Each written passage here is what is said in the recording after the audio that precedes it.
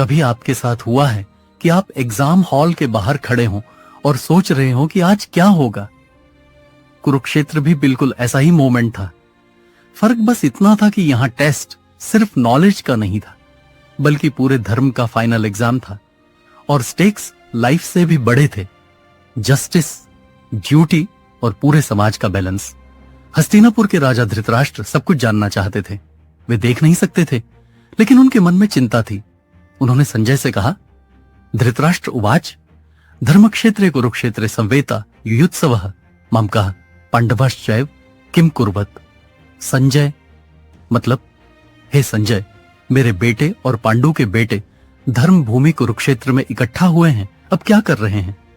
सोचिए, जैसे एग्जाम शुरू होने से पहले आप सबसे पहले ये सोचते हैं दूसरे क्या कर रहे हैं। संजय ने अपनी दृष्टि से मैदान देखा। दोनों सेनाएं आमने सामने खड़ी थीं, टेंशन हवा में घुली हुई थी। पांडवों की तरफ डिसिप्लिन और क्लैरिटी दिख रही थी, कौरवों की तरफ नंबर्स और नॉइज का कॉन्फिडेंस था। तभी दुर्योधन अपने गुरु द्रोणाचार्य के पास पहुंचे। यह रिस्पेक्ट भी था और स्ट्रेटेजी भी। उन्होंने कहा, आचार्य देखिए, ये कितनी बड़ी सेना खड़ी है। और उन्होंने पांडव पक्ष के वॉरियर्स के नाम गिनाने शुरू किए। वहां सात्यकी खड़े थे, आर्चरी के मास्टर। विराट खड़े थे, मात्स्य देश के राजा। द्रुपद खड़े थे, द्रौपदी के पिता, पांडवों के स्ट्रॉन्ग सपोर्टर। दृष्टकेतु और चिकितान खड़े थे, तेज और साहसी योद्धा। काशी के राजा खड़े थे, आर्चरी में अनमैच्ड। पुरुजित और कुंती भोज खड़े थे, फैमिली लॉयल्टी और करेज का सिंबल। शैव्य खड़े थे, स्टेडी और रिलायबल वॉरियर। युद्धमन्यु और उत्तमौजा खड़े थे, डिफेंस लाइन के प्रोटेक्टर।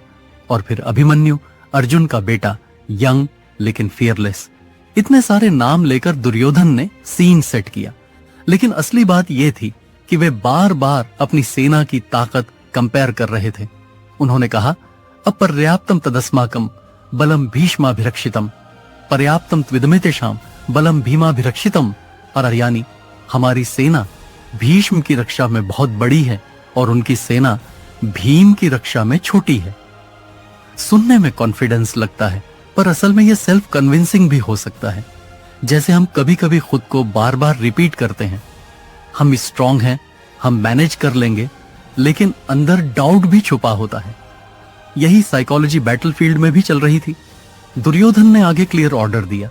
उन्होंने कहा, अयनेषु च सर्वेषु यथा भागम वस्थिता भीष्म मेवाभिरक्षण तो भवन्तः सर्व एव ही।